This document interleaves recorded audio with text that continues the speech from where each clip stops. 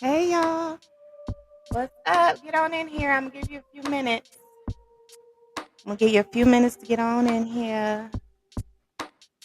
We're gonna talk about love today, honey.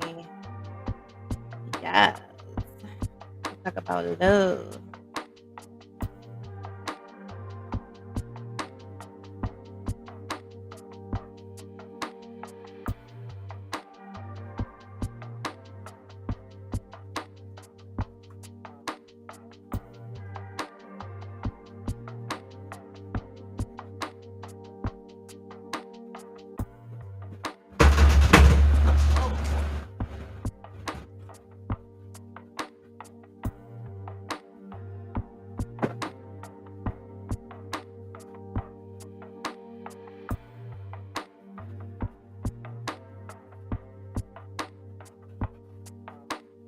Come on in here, y'all.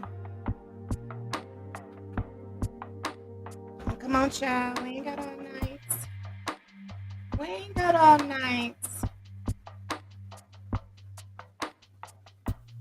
Tell a friend to get on in here, honey. We got to talk.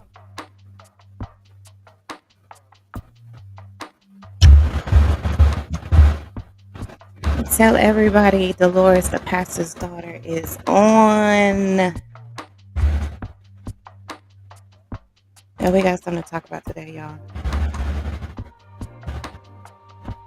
Get on in here.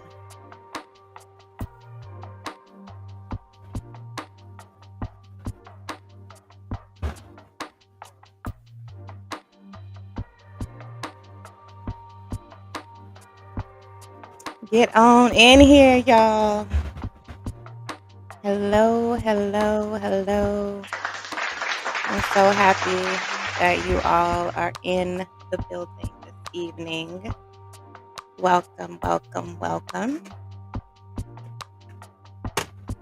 This is a little bit of like a different daily dose, right? Like, I think like the situation calls for it because we're going to talk about love today. We're going to look at a couple different books. So I feel like, the situation calls for like a slightly different vibe. You know what I'm saying? So get on in here, child.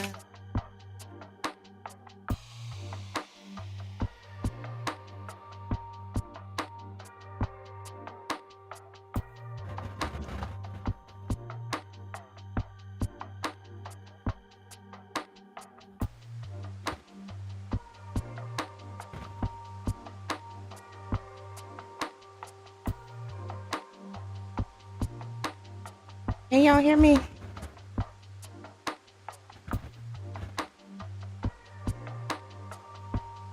Let me know in the chat if y'all can.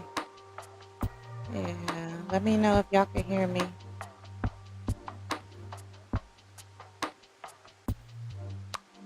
Are y'all feeling the music? I like the music. I'm feeling it. It's giving a certain vibe.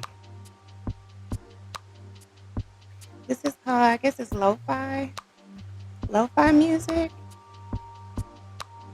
And what does that mean? What does that mean? Let's look it up, y'all, because I wonder what that means exactly.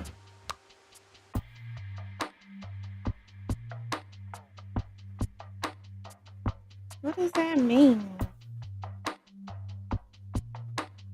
Okay, wait. Do y'all know what it means already? Let me see. Lo-fi is a music or production quality in which elements usually regarded as imperfections in the context of a recording or performance are present, sometimes as a deliberate choice. Interesting.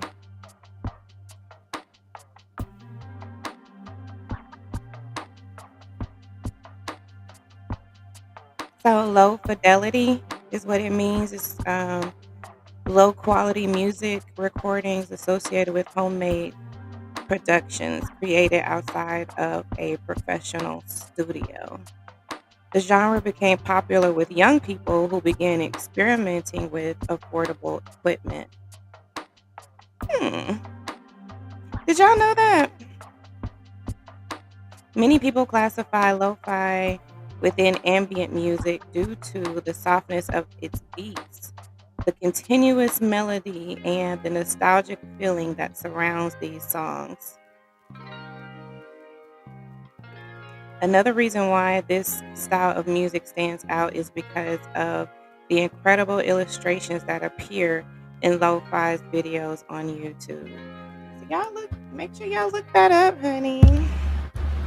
Low fidelity lo-fi. It's very interesting. Look, we learned something already in the first few minutes of being on this podcast. Okay. So let's go ahead and get started. I'm going to turn the music down a little bit. I'm so glad that you are here to join us live. You are live and hashtag replay. For those who will catch it later, we have been doing a series on a Yearn to Discern. We've been doing a book review series. And it's been a few days since I've come back to you guys with this next, the next installment of that review. I have the book in hand today because I'm going to be reading it.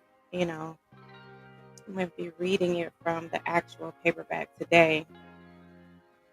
But the last time we were talking was about core values, and we talked about the core value of family as being the main number one core value.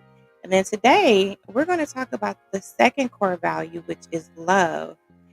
And it's really interesting to me because I mean I've gone through like my bit of a journey, as it relates to love, what it means, what it doesn't mean, you know.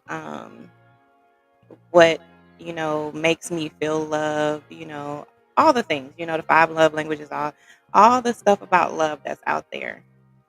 But I thought it would be interesting today if we talk about love in terms of how it is talked about in this book, A Yearn to Discern, but also in terms of how it is defined or how it is viewed as in this book.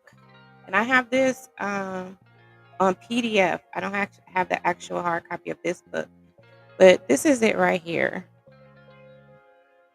The Five Components of Love. The Five Components of Love. And it's Discover the True Meaning of Love by Priscilla Carr. And this is, if you all know Priscilla the Queenmaker, I've done a few reviews of her videos on my channel.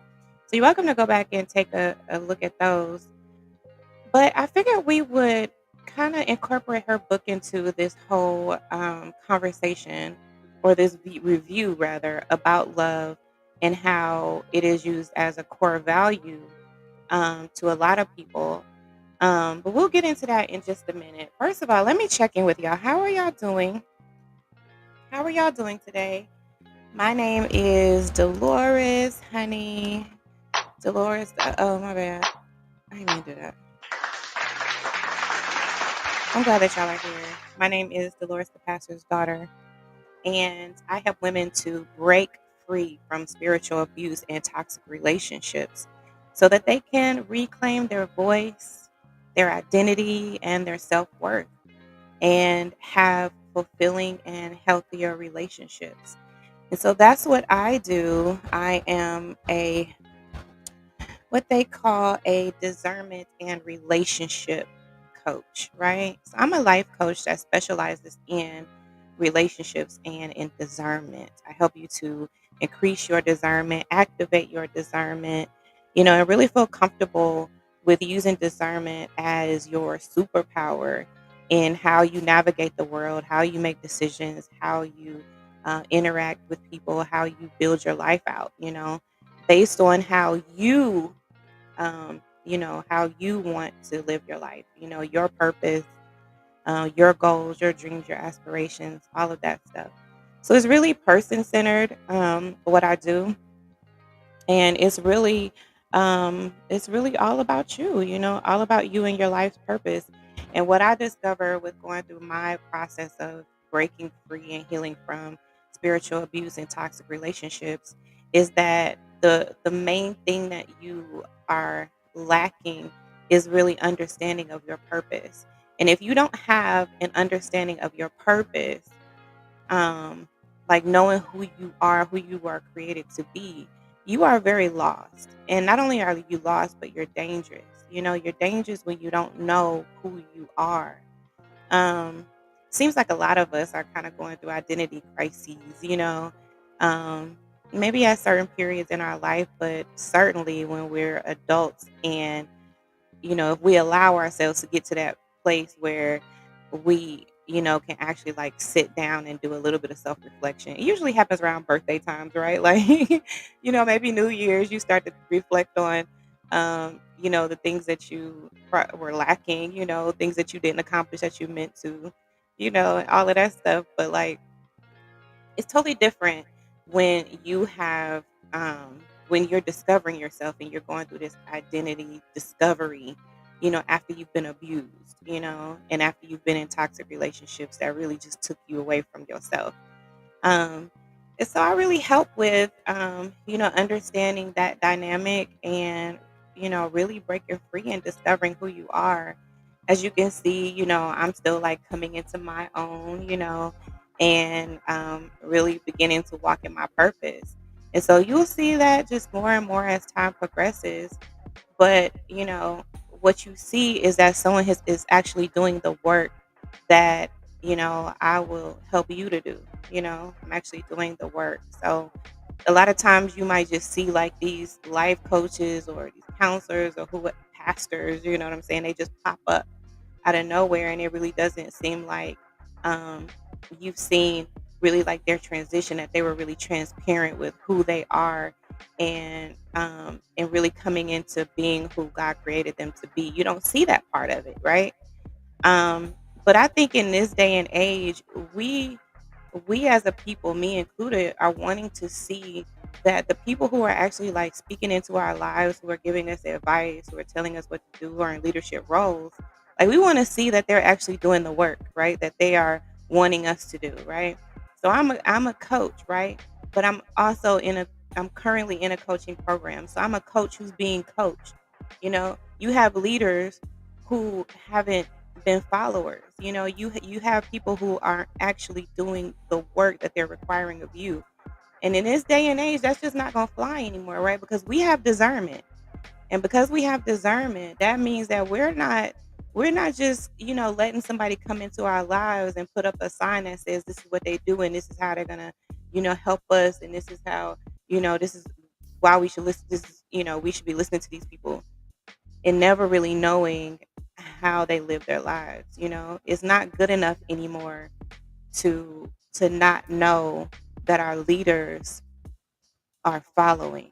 It's not enough to not know that our leaders have done the work that they are requiring of us. It's just not enough anymore, because we got too many deceivers out in this world that really just want to get into your life and control you and manipulate you and run and play these games, and really keeping you from your true purpose.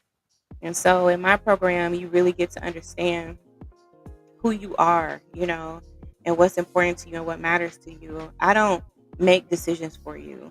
And if that's what you're wanting, you shouldn't be coming to me at all. If you want someone to make decisions for you, no, you're going to be in the driver's seat. I'm just going to teach you how to use your navigation system, which is discernment. That's it. I'm just teaching you how to use your navigation system, you know? But I'm not navigating for you. I'm not driving the car for you, the car of your life. I'm not doing that. That's not what you need. What you need is just to have a sister beside you, empowering you and encouraging you as you take the necessary steps to fulfill your purpose and to break free and to heal from these things that no longer serve you. Okay? So, let's get started, y'all. That was a whole that was a whole opening and introduction. Let the church say amen. So we're gonna get into this book, The Core Value of Love. And it's not a super long section in this book, right? But it's good. It's good. It's what we need to hear. It's what we need to know. And so let me try. I ain't even got it on the right page. Oh, I know why. It's because I've been reading off the my Kindle version, so I didn't have it on the right page yet.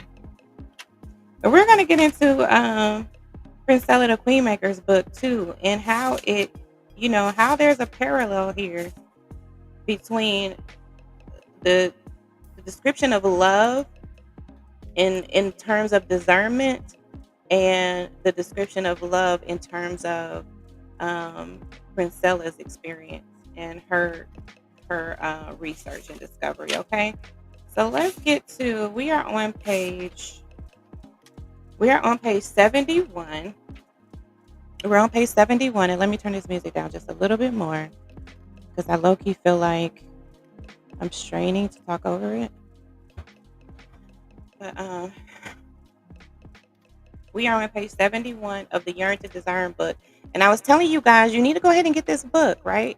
Go ahead and get this book. If you are serious about discernment, you feel like, you are really called to a higher level of discernment, like you are gifted and you need to really get deep into this subject. This is an excellent book to start with. An excellent book. Okay. A Yearn to Discern is by R.L. Maco, and it's finding purpose and fulfillment through discernment. And it has sections in here where you can, she asks you review questions and you can, write them in if you want to. Or you can get the Kindle version and create a notes section, right? So in the Kindle version, it has a notes section where you can just type, your digital notes to, each thing if you want to. So I highly, highly recommend this book. Um, but let's get into it. The core value of love. And if you remember, we talked about five main. The author talked about five main um, core values, right? That most people have. That's just kind of like universal. The first one we talked about is family, right? And so today we're talking about the second one, which is love.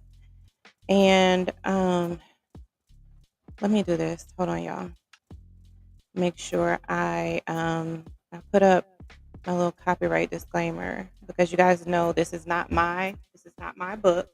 This is R.L. Mako's book. And so, I'm reading directly from it, um, just so that you guys have some really good information. Okay. So it says here, having love as a core value is what I consider to be the greatest of equalizers. I say this because having a view towards love equips you with the ability to discern with an eye towards kindness, healing, and understanding. Okay? So did y'all get that? I say this because having a view towards love, remember words mean something, okay? So pay attention to the words. Pay attention to the words that are being used here. Having a view towards love equips you with the ability to discern with an eye towards kindness, healing, and understanding. It also allows you to remove unnecessary bias from your mind. There are so many writings in the world that discuss what love is and why love is so important. The Reverend Dr. Martin Luther King Jr. said it best when he said, I have decided to stick with love. Hate is too great a burden to bear. Okay. Did y'all remember that? Did y'all remember that famous quote? I have decided to stick with love. Hate is too great a burden to bear. And that was by the Reverend Dr. Martin Luther King Jr. Learning to love is the antidote to driving out hate, fear, darkness, jealousy, and a litany of emotions that take us off the right path. Proceeding from a position of love, no matter what we're dealing with, allows us to stay focused on what's important, what really matters. Too often, problems arise because we mistake other emotions for love. Okay, hold on now. Hold on. Let me highlight this, okay? Because I think that we're going to get into We're going to get into a parallel right in here, okay? When we go to Princella the Queenmaker's book, this is going to be probably something that we hear again, okay? And it says here, too often problems arise because we mistake other emotions, which means that love is an emotion, okay? From what this author believes, okay? But we often mistake it for other emotions, okay? We give love sparingly to some and have disdain for others. We walk around constantly looking to benefit ourselves and our loved ones without regard for how we may hurt others in the process. Now, see, one would argue that that's not love at all, right? I'm sure Prince Ella the Queenmaker would argue that that's exactly what love is not, right? It's this: we give love sparingly to some and have disdain for others. We walk around constantly looking to benefit ourselves and our loved ones without regard for how we may hurt others in the process. Many of us walk around every day not knowing how to love because we're operating in survival or kill or be killed mode, yet we wonder why we can't seem to elicit the desired responses from people. Mm, Let me highlight this too, y'all. I think we're gonna see some parallels. And finally, many of us find ourselves on the burnt end of an encounter with someone of a different race, and that person's race gets blamed for one person's selfish acts. Now, how do we see this a lot? And we definitely see it a lot with LGBTQ. We see this a lot when it comes to gender. We see this a lot. Okay, we see this a lot. Let me repeat that part. Okay. And finally, many of us find ourselves on the burnt end of an encounter with someone of a different race, and that person's race gets blamed for one person's selfish actions. Many of us do not stop to think about how much hate we have in our hearts for strangers because we cannot let go and forgive the actions of a few. Mm, I say that's going on a lot right now. It is extremely difficult for love to flow when these are the thoughts that take up residency in your head. It is extremely difficult for love to flow when these are the thoughts that take up residency in your head. I mean, you just can't simply do both. You know what I'm saying? You can't simply do both. It's like pick a side. Pick a side, any side. Okay. I freely admit that I suffered early on from an inability to display love towards others. If you read between the lines of my family history, you can see how I struggled with understanding what love means. In fact, I struggle with saying the words I love you. Saying those words actually made me feel uncomfortable. I do not recall hearing those words from my parents when I was a child. It wasn't part of my vocabulary, and as I got older, I felt uncomfortable if anyone said those words to me. As I got older, I continued to feel a little uncomfortable hearing those words spoken to me, even after I got married and had children. However, I do feel more comfortable saying the words to children than to adults, but nonetheless, I still felt a level of internal awkwardness. I am much better now at showing love through my actions than saying the words themselves. But it wasn't until I analyzed why I felt awkward that I began to change my behavior. The goal for me is to lead with love in any situation so that I can see clearly and conduct myself appropriately. This is why I believe love is an equalizer. It keeps you in a space of light and takes away the cloudiness that would bring that you would bring to the table. Love can turn around the most impossible scenarios and turn it into a positive experience and outcome. Leading with love is a mature disposition that begins with the attaining of wisdom and requires an openness of the heart, your heart.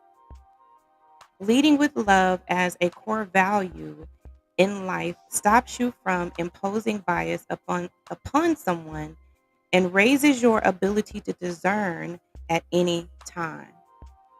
Mm, how do we feel about that, y'all? How do we feel about that? Because see, I'm s- I see some parallels here, but I also see some differences. Like right here, right? It says too often problems arise because we mistake other emotions for love. We give love sparingly to some and have disdain for others. We walk around constantly looking to benefit ourselves and our loved ones without regard for how we may hurt others in the process. Many of us walk around every day not knowing how to love because we're operating in survival or kill or be killed mode. Yet we wonder why we can't seem to elicit the desired responses from people. You know what? And I think that really, this, this passage here, this passage here really sums up a lot of the problems that we see in the world today. A lot of the problems, and I'm highlighting this. And to be honest with you, it doesn't. It almost seems like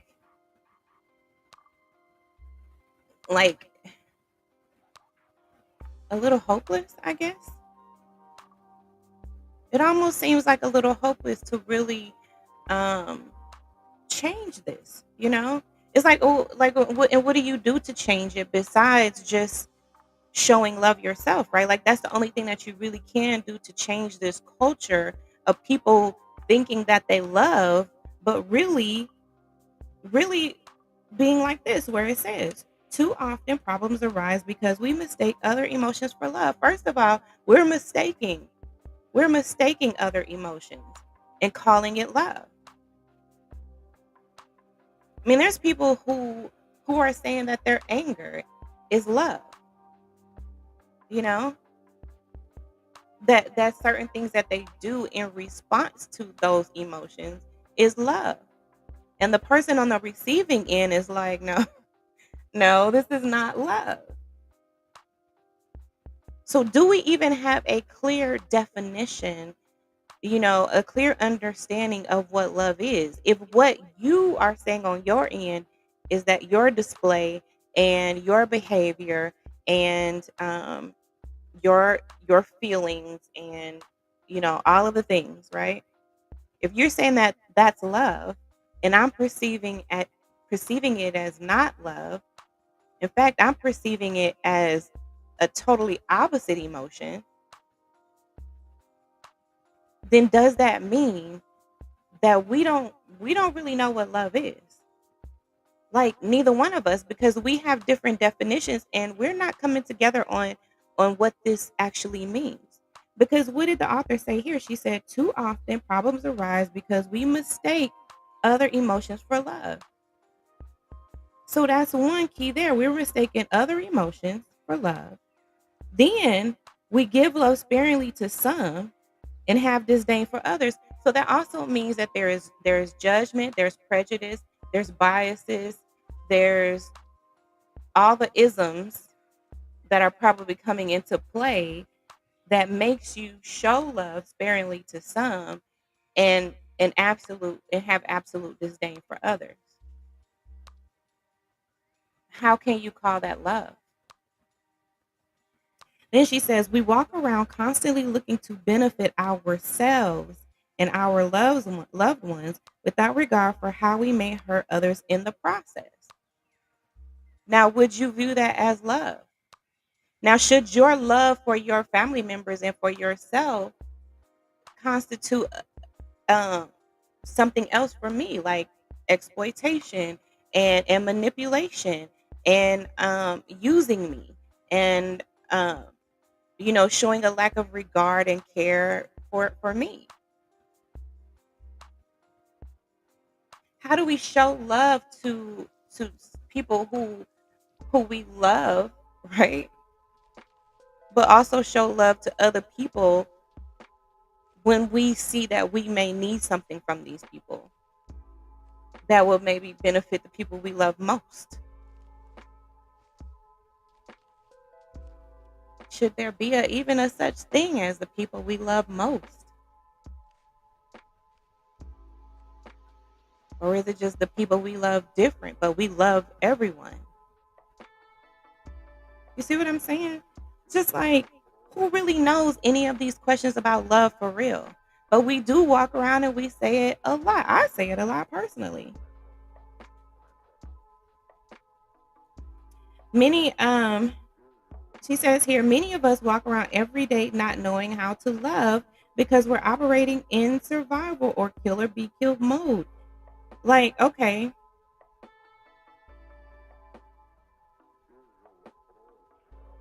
I think that this walking around not knowing how to love is something that is oblivious to a lot of people. Like, I don't think a lot of people even realize that they're walking around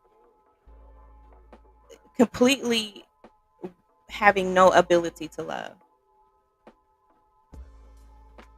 not having the capacity to love. Because I bet the ability and the capacity, maybe those are two different things when it comes to love, you know? And then she says, we walk around in this survival or kill or be killed mode, yet we wonder why we can't seem to elicit the desired responses from people. And I can see how this is happening so heavily in the Black community because there is so much disdain between the genders in our community that it's like we walk around with this demeanor, with this posture, with this presence about ourselves that is not loving in any way, does not give love, and does not is not open to receiving it as well. But then again, if we don't really know what it is, then how do we even begin to gauge that part of it? Of if we're even open to it or if we, you know, can give it. So this leads me to another part of the equation, and that's where Princella Princella the Queenmaker had her view about love, and her stance is that males are incapable of love, and that females are love. I believe I'm saying this correctly, but that doesn't necessarily mean that these females know what love is or know how to show it or even has love for themselves or anything like that, but they have the capacity, and that's what I believe that she is saying here. Whereas males, the average male, does not have the capacity to, like, it's not really in his nature to, but females do have the capacity, even if we see that in today's time there is no clear definition of it, right? There is no clear like set of behaviors or anything like that that really tells us what love is that we can universally agree to, you know, or at least like the majority of us agree to, because we really don't have clarity when it comes to love. And I think I'm saying that right. But if y'all disagree, then you're welcome to get on in the comments, honey, and tell me what you think. I could have said that all wrong. But let me ask these questions, and then we're gonna go straight um to the five components of love book. Okay. So the reflective questions here is talking about leading with love. Okay. And she says, what is your definition of love? like just straight out the gate, which is what I'm saying too, is that we don't have clarity about what love is. And I think that we don't even have clarity about the fact that we don't have clarity. Does that make sense? Like, there's a lot of people that are, and I've seen this, on Princella's show when she talks about it, that it's a lot of people that are offended by the awareness, or not wanting to adopt the same level of awareness that we don't really know what love is.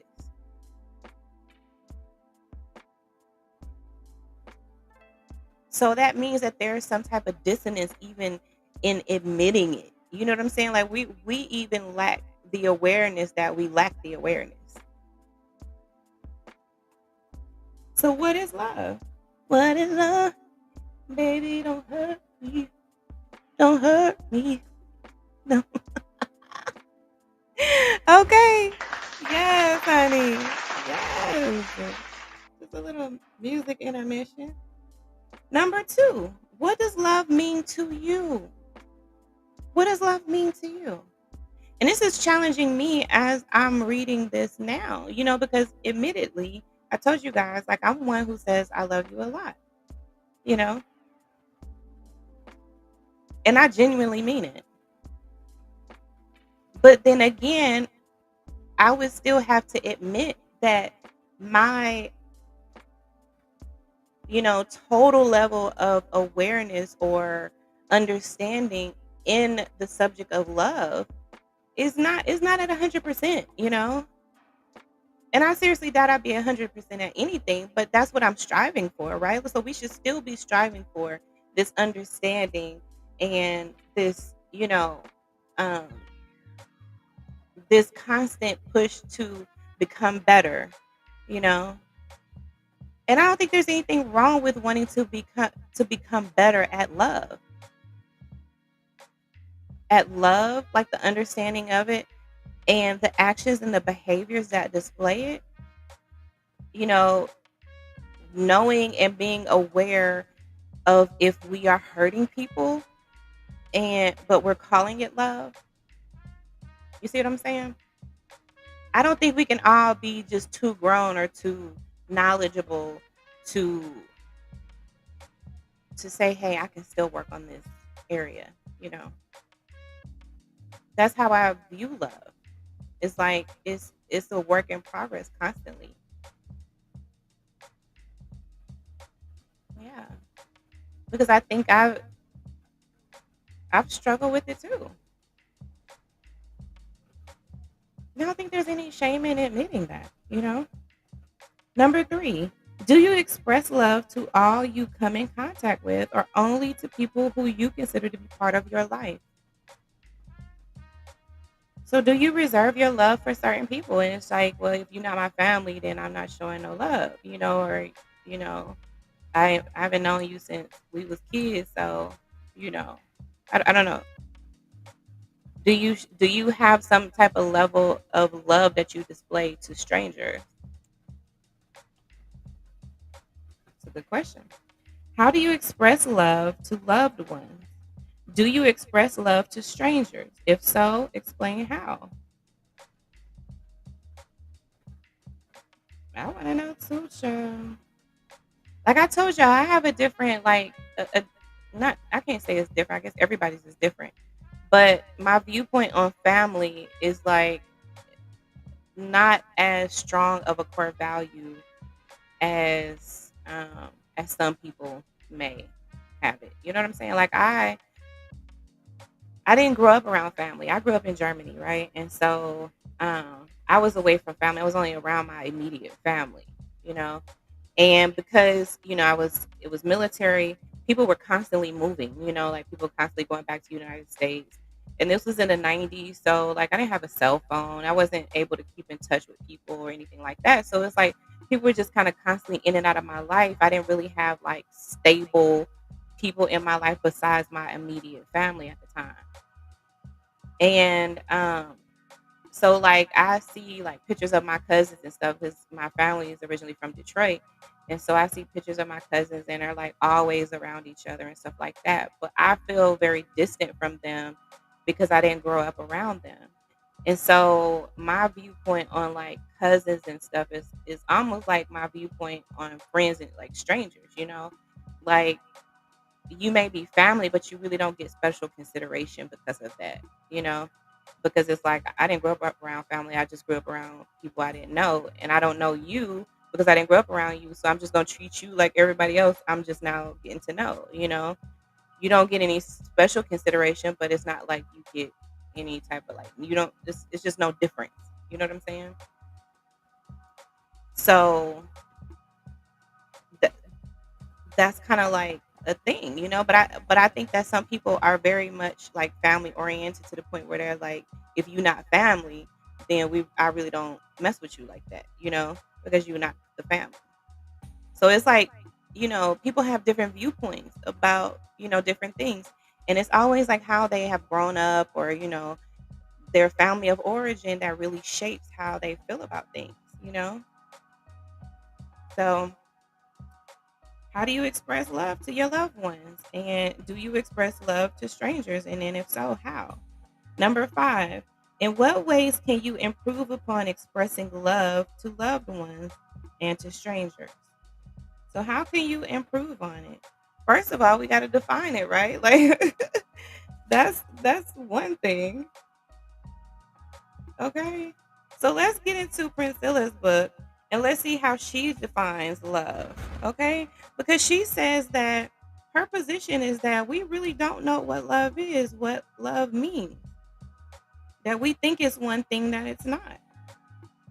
And because everybody is on their own page, right, in their own zone about what love is, that leaves us in a position of everybody's thinking that they're showing love, but that just isn't it's not translating. You know, it's not translating into what you think it's translating into. And so I read a little bit of this book before. I read the preface before and then and I've just kind of thumbed through. I haven't had much time on my own to dig into it, but I want to get to, let me see, a certain part here.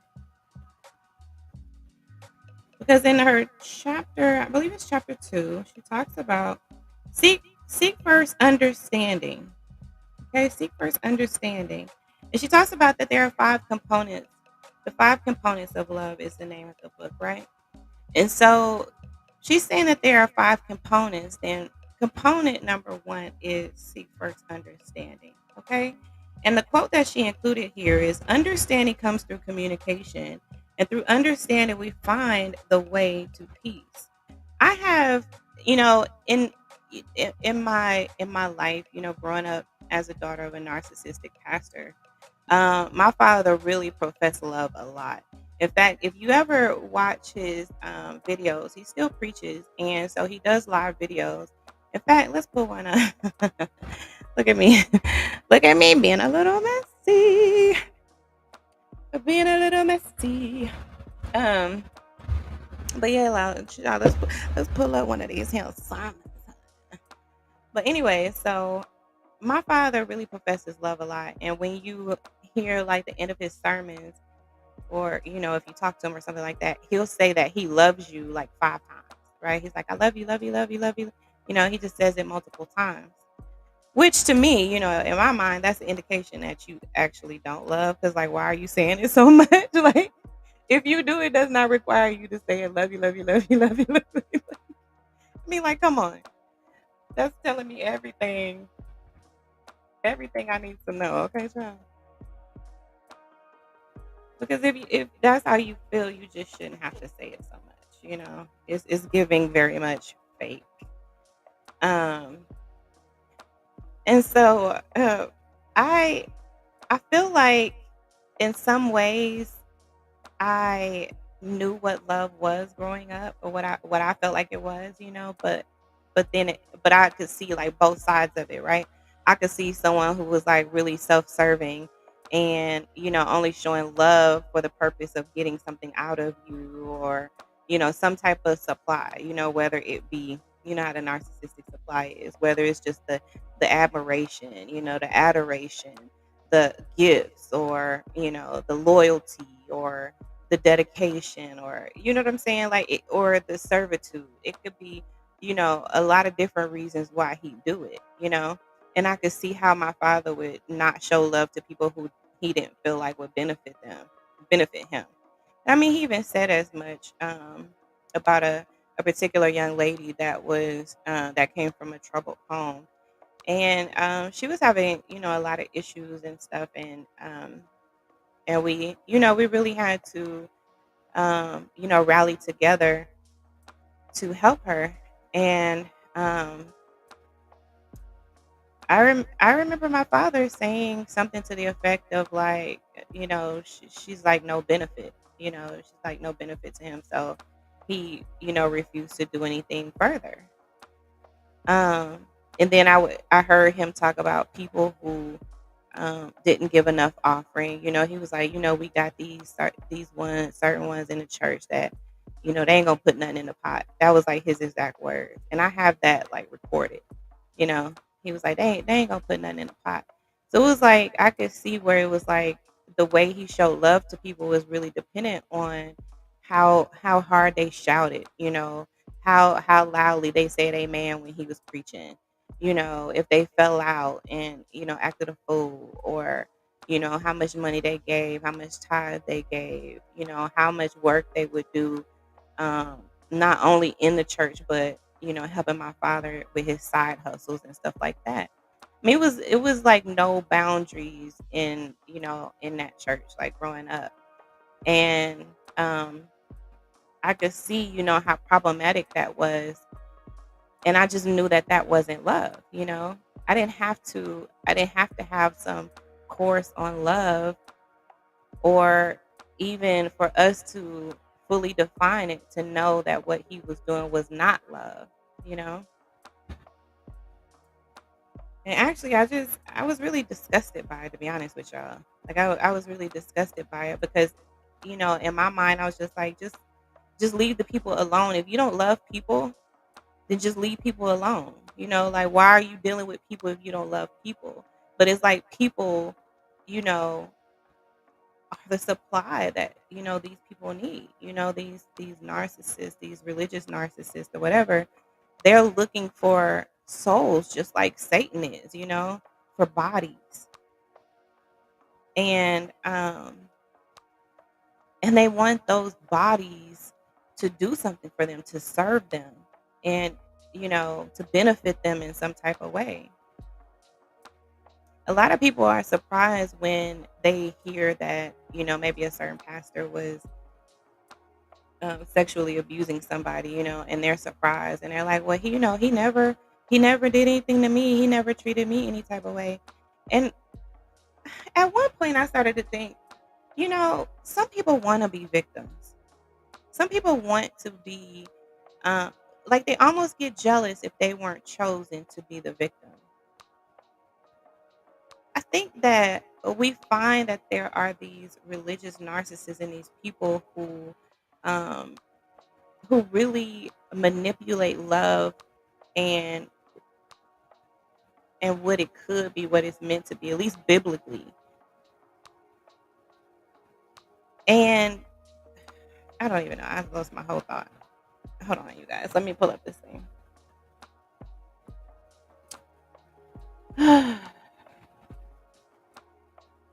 Have y'all been enjoying this discernment lesson? Because y'all, I looked everywhere. Like when I was starting this journey, I was looking everywhere for information about discernment.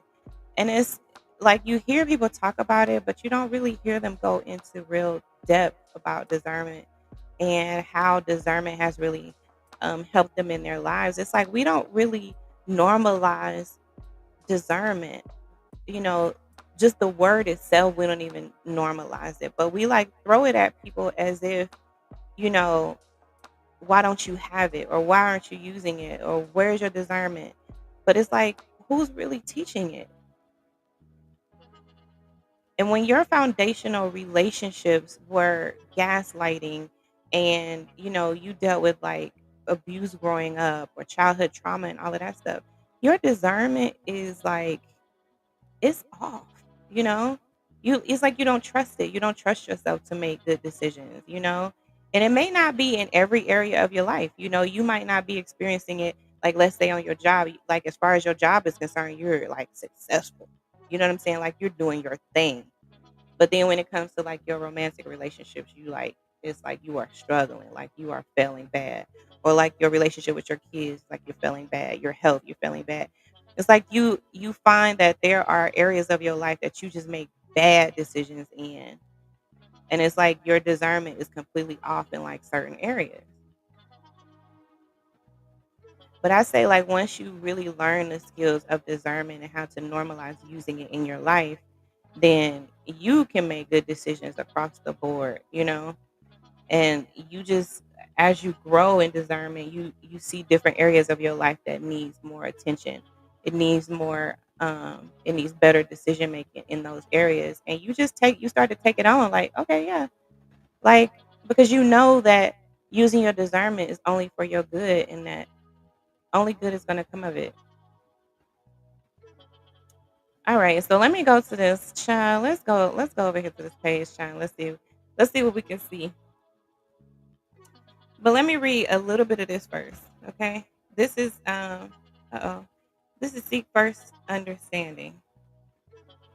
And it says again this quote, and this is chapter 2 of Princella, the Queenmaker's book, The Five Components of Love. And the quote is understanding comes through communication, and through understanding we find the way to peace. Understanding comes through communication. You can't even begin to understand a person without communicating with them, right? How can you say that you love a person when you have not communicated with them, when you don't understand them, and when you're not trying to? People who know me will likely tell you that I am the least religious person they know. I'm an independent thinker and I do not subscribe to any religious doctrine or believe in a savior, even though I was raised Christian. The reasons I choose not to endorse any hard and fast dogmas are personal, and I will not expound upon them in this book. However, the fact bears mentioning because it will help readers understand my stream of consciousness. I am also what some call a millennial. With that designation comes a general characterization, the tendency to rebel against the old way of doing things. I definitely do not follow the status quo. I do believe there is truth in the elements water, earth, air, and fire, and even in many books, such as the Bible. Convictions which help us understand our reality and navigate our everyday world. I am also sure that many religious people do not study the parables in the Bible to comprehend their reality. My feeling is the faithful use the Bible to gain a superficial awareness of God. The Bible is replete with wisdom and people who probably use it more to their advantage uh, if they study the tenets through a lens of simplicity. Arguably, the most powerful scripture in the Bible is for God so loved the world, he gave his only begotten Son, that whosoever believes in him shall not perish but have everlasting life. This verse from John 3:16 sums up love and its five components. I will explain further later in the chapter. We all lead busy lives. People are racing through their days and taking little time to interact with one another. We are socially detached, self absorbed, and lack personal human contact. Folks have become completely disconnected from reality. Dale Carnegie wrote in his book, How to Win Friends and Influence People. Remember that a person's name is to that person the sweetest and most important sound in any language. Mr. Carnegie is spot on. We have lost sight of differential recognition. Pay attention to people when they converse. You will find the term used most frequently is I. It's as if they do not acknowledge the person they are speaking to. People are so caught up in their world, they do not listen to, nor do they consider anyone or anything outside their interests. The tendency is prevalent in our fast paced society. There was a time a people or family would move into a new neighborhood and everyone would visit and greet the newcomers, perhaps bring a welcome gift. These days, folks don't even say hello to their neighbors when they pass them on the street. This lack of communication affirms that the majority of the people in this world do not know love. You cannot love what you do not understand, and there can be no understanding without communication. It's a missing link. People get carried away with using words they do not comprehend. There is no soundgasm or phrases and terms. What should be simple dialogue becomes verbiage. Such obscurity renders words meaningless. Let's take a moment to define the term understand.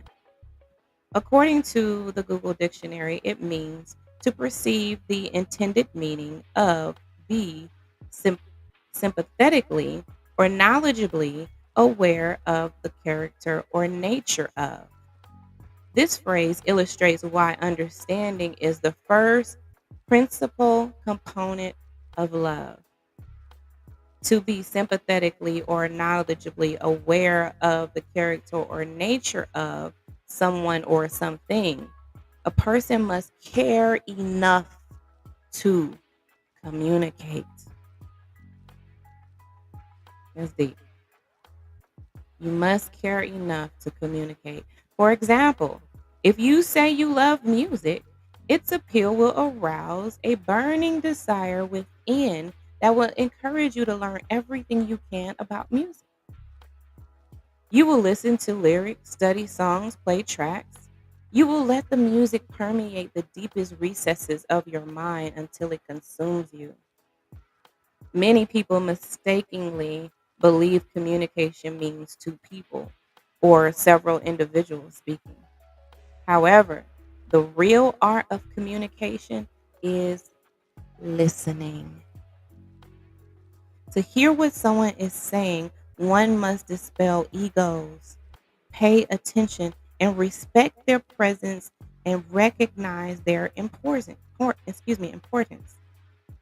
One of the most important forms of this exercise is active listening. Active listening is a communication technique widely used in counseling, certain forms of training, and conflict resolution. It appears, it requires the listener to concentrate, understand, respond, and remember what is being said. Active listening requires focus. If a person is reluctant to listen to you, that means they are not willing to get to know more about your character. They are not interested in being sympathetic and not inclined to appreciate the unique details that make you who you are. Moreover, you can't love someone unless you love yourself first. You cannot become knowledgeable and sympathetic to someone else when you are not knowledgeable and sympathetic to yourself. The concept I just described is the root of the five components of love. The theory, as I have already stated, begins with understanding. Hmm. That y'all, that's that'll preach.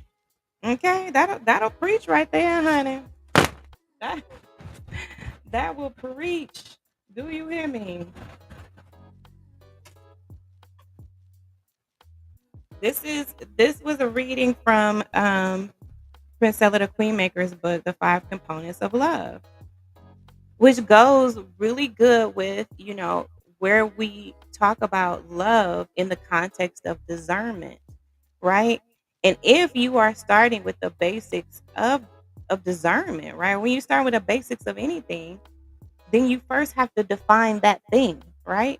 So that thing that you are trying to do, like if you say you love, then first you must define it. You must know what it is, not this feeling, that there is more to it, right? And it's not just an action, that there's it's something that's multifaceted, right? And as discerning individuals, and we have to realize that maybe, just maybe, we don't really know what love is. And maybe it's time for us to figure that out.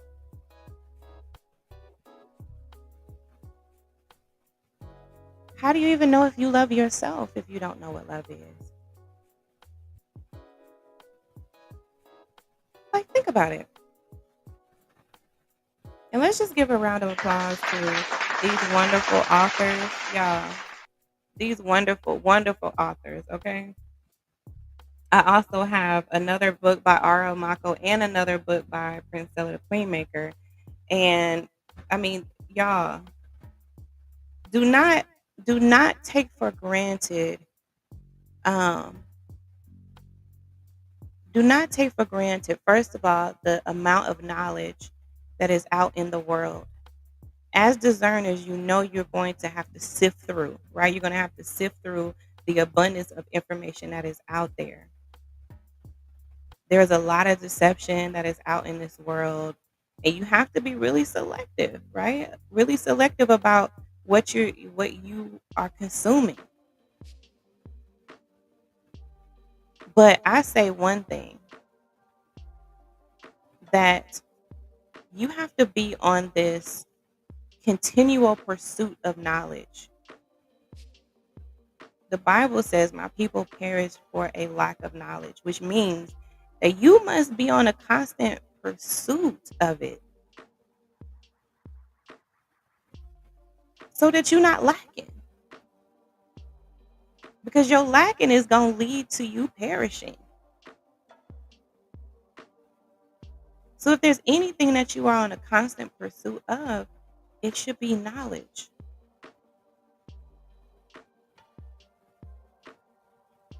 And with all of this wonderful knowledge that these ladies have put out into the world, you know, and many, many others, we have no excuse. Ignorance is no excuse. We simply cannot plead ignorance anymore.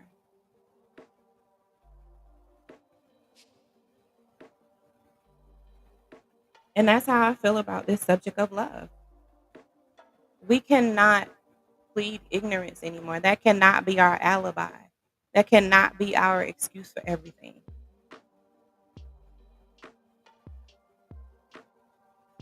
Because, I mean, what does the Bible say? My people perish for a lack of knowledge. And you using ignorance as your excuse, which means that you are lacking in knowledge. Sis. The next time we come back, we are going to talk about, I think it's happiness. Yeah, happiness is the next. No, no, no. No, no, no. The third core value is respect. Ooh, child. Respect. RESPECT. Find out what it means to me, right? So we're going to talk about respect when we come back. What are your thoughts? What are your thoughts about what we talked about today? I also encourage you guys. I meant to put it in the description about Princella's her book, The Five Components of Love. And it is, let me see. I should have kept track of what page I was on. The Five Components of Love. Discover the True Meaning of Love by Princella Carr. Let me show you.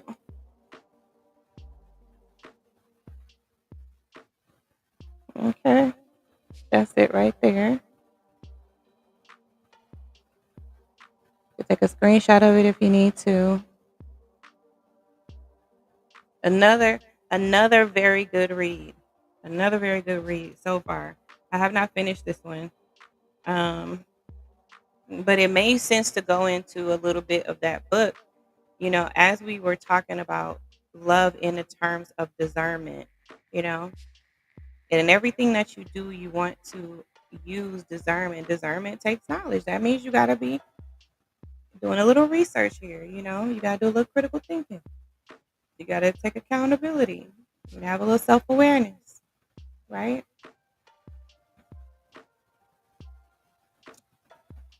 So, what you guys got? What you got for me? What you got for me? Any questions, comments, concerns, my loves? Happy Sunday to you all. Happy Sunday. Thank you all for joining me in today's live. I am about to do some pre-recorded videos. Because I have some things that I want to tell y'all, but I don't think that live is going to be the best version for me to do this. I think I need to you know, do this on my own, and then I'm just going to share the videos, upload the videos for you guys, okay? So, um I gotta go in, like sometimes the way out is through, and I feel like this is a certain phase, and there are phases to the healing process, the breaking free process, right? Because I told you guys that, you know, I help women to break free from spiritual abuse and toxic relationships, right? So that they can reclaim their voice, their identity, and their self-worth, and have healthy, fulfilling relationships. And so, I am on that continuous journey myself of, healing and really breaking free from what doesn't serve me, from what is toxic to me, or, you know, and so I'm going to be walking you guys through that process as well, right? But this is a part of my journey, um that I feel is very necessary for me, um to accomplish. It's going to take a lot. I've been putting it off for a while, um but I think it's time now that I do what needs to be done, and I say what needs to be said, and then just, just release that, like release that from me. Right now, it's a bit of a burden. It's a heaviness that I'm continuing to carry. That it's just time to, lay it all down, and, you know, and release it. So that's what I'm going to be working on. I'll be doing that like, the majority of this week. And you guys know I'll be launching my signature counseling program, um, very soon. So make sure that you stay tuned for that. Um, I'll be letting you guys know, more information about it as it gets closer to time. And then also, you guys know that, I have two books out.